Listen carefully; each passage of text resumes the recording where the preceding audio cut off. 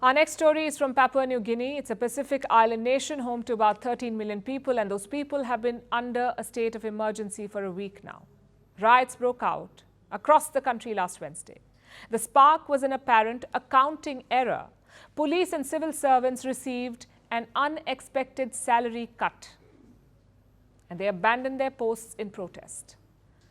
This led to widespread violence and looting. At least 22 people have died and many have lost their livelihoods. The government is scrambling. They've announced a major cabinet reshuffle to try to show that they're holding people accountable. But will it be enough to quell public anger? Here's our report. The Pacific island nation of Papua New Guinea is slowly recovering. Last week, it was torn apart in riots. The capital, Port Moresby, was the worst hit. But other cities saw deadly clashes as well. The trigger was apparently an administrative glitch. A payroll system allegedly malfunctioned, and people received lower than usual salaries, lower by about 300 kina. That's Papua New Guinea's currency. It means people received about 80 USD less than they were due. The government claims this was an error, and people will receive the missing amounts in the next salary cycle. But the people affected didn't believe them. They thought it was a secret new tax that the government had imposed. The victims of the glitch were police officers and civil servants, and they decided to walk away from their posts in protest. That's what triggered the riots. When the police walked off, some people decided to take advantage. They stormed stores and houses and proceeded to loot and burn everything they could get their hands on. The damage has amounted to at least $160 million. It'll take years to fix.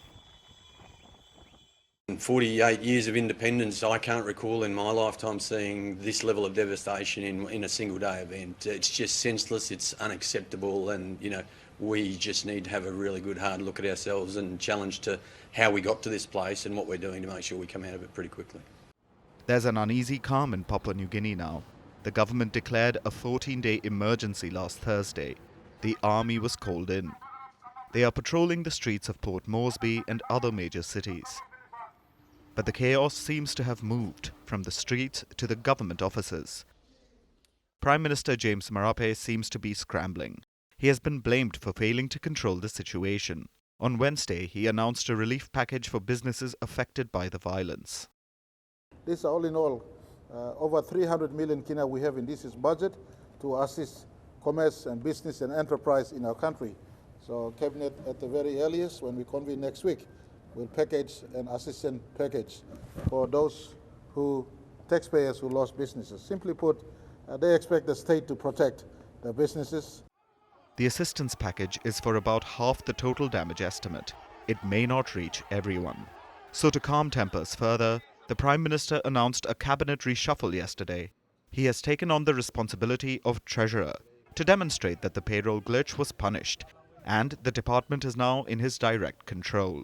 He also brought in a new Agriculture Minister, Foreign Affairs Minister, and he has created new ministries as well, like a new Petroleum Ministry and Data Keeping Ministry.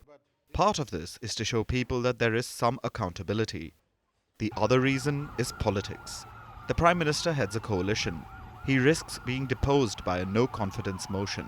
So he has shared ministries with his coalition partners to shore up their allegiance. This may help keep the PM in power, but it won't undo the damage of the past few days. Papua New Guinea isn't out of the woods yet. It'll take a long time for the island nation to recover from the riots.